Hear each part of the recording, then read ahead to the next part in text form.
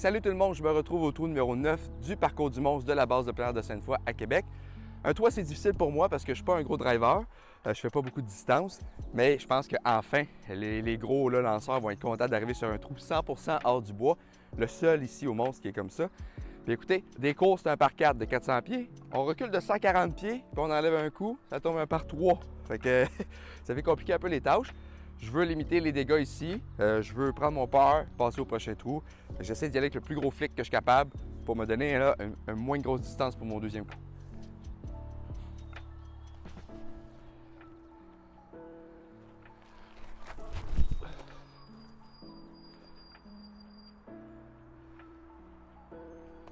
Moi, je suis correct avec ça. À cette heure, il faut travailler le deuxième. Ce trou-là, pour vrai, semble banal, mais il n'est vraiment pas évident. Ce matin, on est correct parce qu'il n'y a pas de vent. Mais d'habitude, là, on est sur le bord de la route qui est sur le bord de l'autoroute. On est juste à côté. Là. Le vent rentre tout le temps de droite à gauche.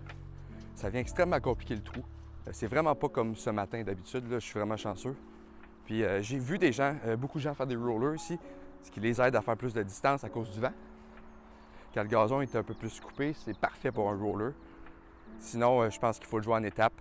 J'ai vu des gens de Québec, j'ai déjà vu genre un Zachary Tremblay ou un Sam Tremblay lancer très loin sur ce trou-là, puis avoir une belle opportunité de birdie. Les gars qui lancent sont capables de ce trou-là. Je pense qu'ils sont enfin contents d'avoir un trou qu'ils peuvent se lancer.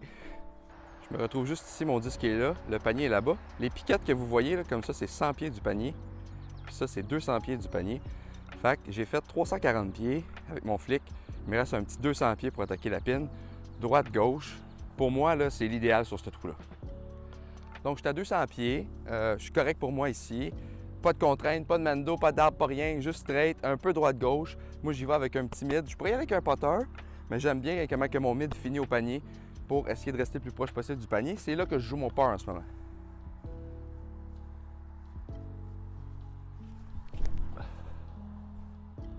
Avance, avance. Yeah! Une bonne chance de pote. Puis on se sauve avec le putter. C'est ce que j'aime de ce trou-là. C'est correct, je suis correct comme ça. Fait que je me retrouve quand même à 20 pieds du panier, 20-25 on va dire. J'aurais aimé peut-être donner un peu plus sur mon deuxième coup. C'est le deuxième coup qui est très important. C'est lui qui me rapproche le plus du panier. 10 pieds en avant, j'aurais été assuré d'un putter.